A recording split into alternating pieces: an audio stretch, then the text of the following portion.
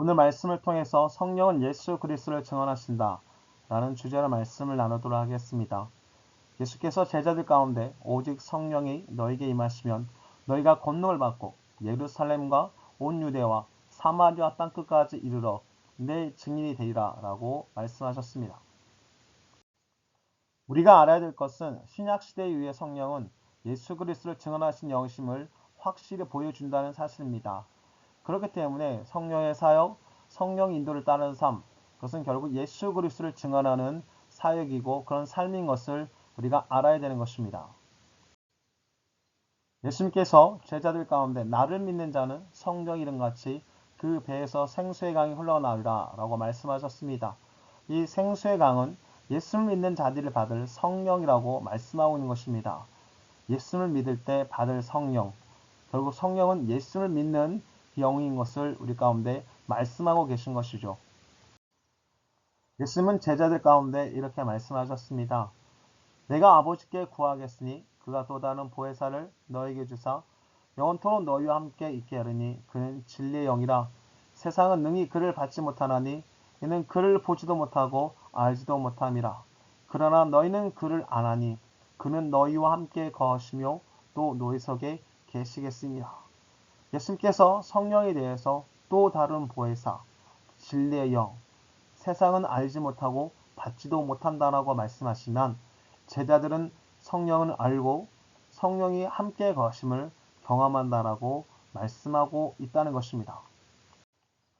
예수님께서는 보혜사에 대해서 보혜사는 아버지께서 내 이름으로 보낼 성령이라고 말씀하고 있습니다. 성령님은 예수님의 이름으로 오신 분이신 것을 말씀하고 있는 것이죠. 성령께서는 예수님께서 말씀하셨던 것들, 예수님께서 가르쳤던 것들을 생각나게 하신다라고 말씀하고 있습니다.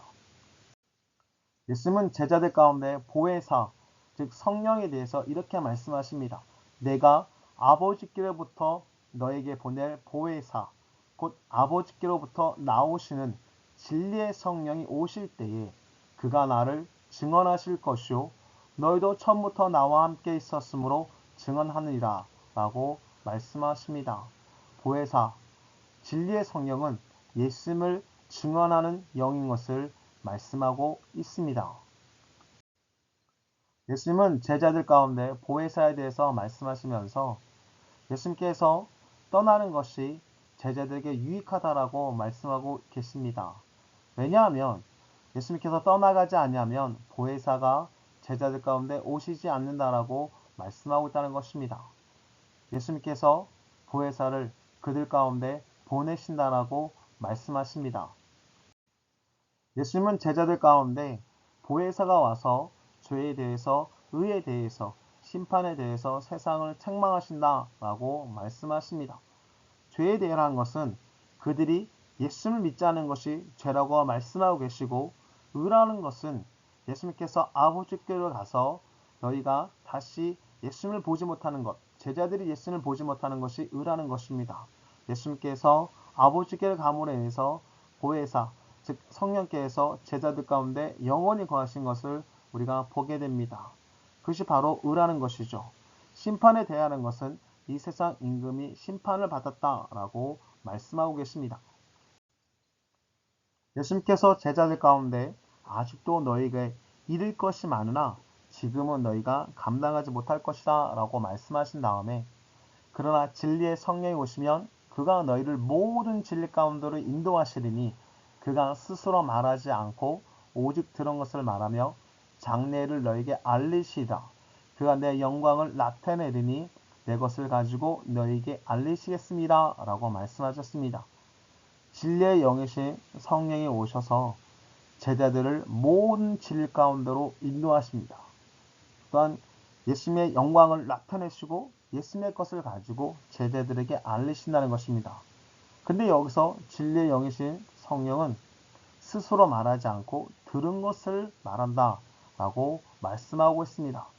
즉 진리의 영은 예수님을 나타내고 예수님의 진리 가운데 제자들을 이끄시는 것을 우리가 알게 되는 것입니다.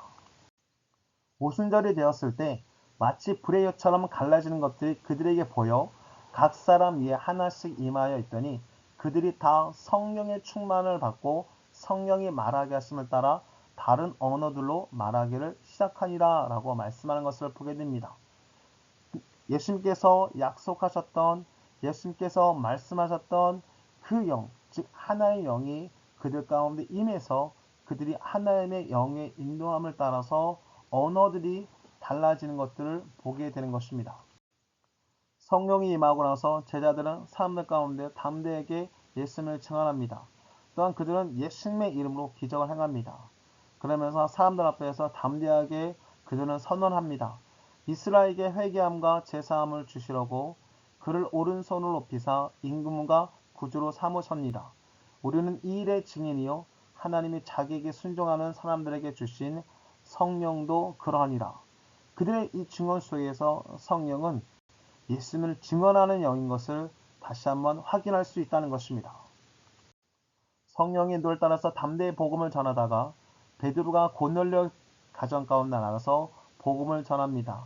그래서 베드로가 이 말을 할 때 성령의 말씀을 듣는 모든 사람에게 내려오시니 베드로와 함께 온 할례 받은 신자들이 이방인들에게도 성령 부어 주심으로 말미암아 놀라니 이는 방언을 말하며 하나님 높임을 들음이러라.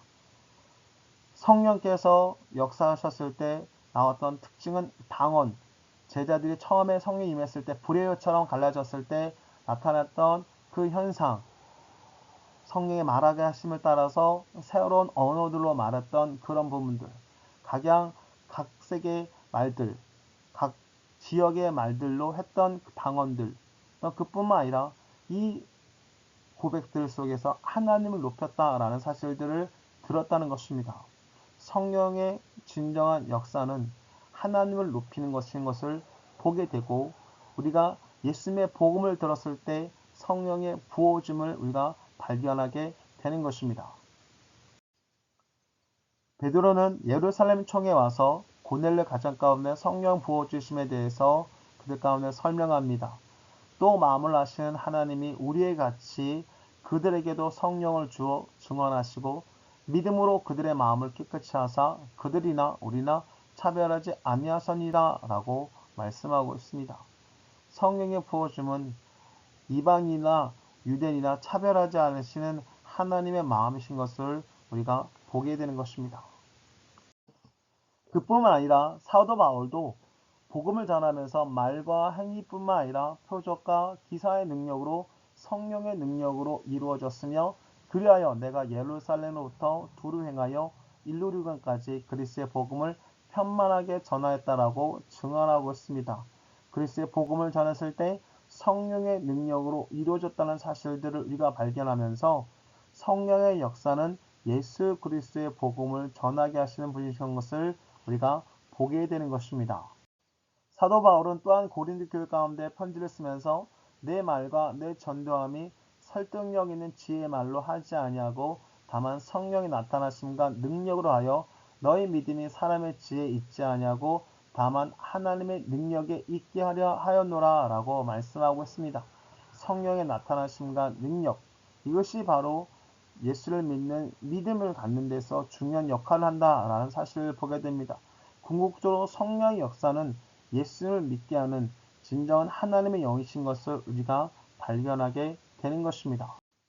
사도 바울은 고린도 교회 성도들 가운데 너희는 너희가 하나님의 성전인 것과 하나님의 성령이 너희 안에 계신 것을 알지 못하느냐라고 말하면서 그들이 하나님의 성령이 너희 안에 계시는 성전이라는 것들을 말씀하고 있습니다.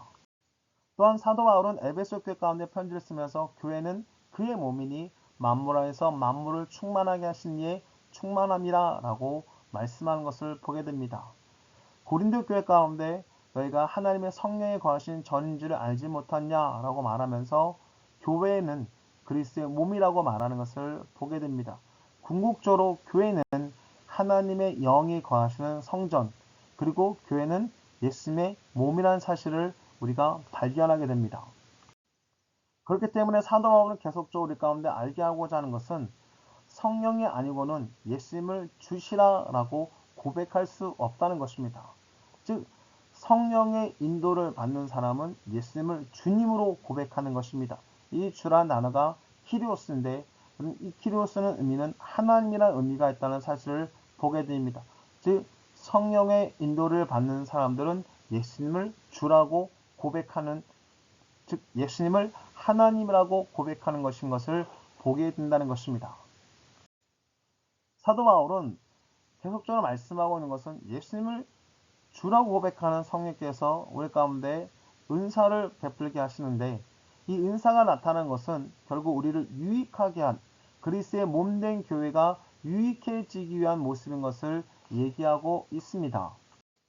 사도 바울은 교회는 그리스도의 몸이라고 말하면서 성령께서 한 사람 한 사람을 유익하게 하는 것은 궁극적으로 한 사람 한 사람이 그리스도의 몸의 지체됨의 모습인 것을 보게 합니다.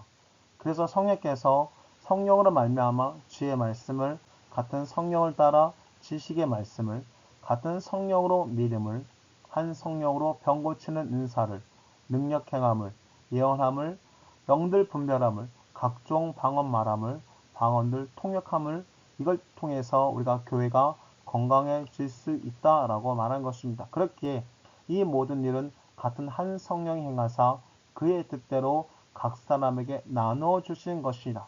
몸은 하나인데 많은 지체가 있고 몸의 지체가 많으나 한 몸인 것 같이 그리스도도 그러하니라 라고 말씀하고 있는 것입니다. 궁극적으로 성령의 은사는 예수 그리스도의 몸된 교회를 건강하게 합니다. 또한 성령의 은사는 예수 그리스도를 증언하게 하는 것입니다. 오늘날 성령의 은사를 통해서 사람들이 높아지는 경향이 있습니다. 그것은 성령의 은사가 왜곡되어진 모습인 것을 보게 되고, 또한 성령의 은사를 잘못 알고 사용하고 있는 모습인 것을 보게 됩니다. 궁극적으로 어찌 보면 그것은 성령의 은사가 아닐 수 있다는 것입니다. 오늘날 진정한 성령의 은사는 예수 그리스도를 증언하시는 하나님의 영의 모습인 것을 우리가 알고, 진정한 성령의 인도를 따라서 성령의 은사들이 나타났을 때 교회는 더욱더 건강하게 될 것이고 예수 그리스도로 충만하게 될 것이며 예수 그리스도를 증언하는 진정한 교회로 성장하게 될 것입니다. 그렇기 때문에 진정한 성령 은사들이 교회에 나타나고, 교회는 이 성령 은사를 통해서 건강해지고 또한 예수 그리스도로 충만해지고 예수 그리스도를 증언하는 교회로 자라날 것을 기대하고 믿습니다.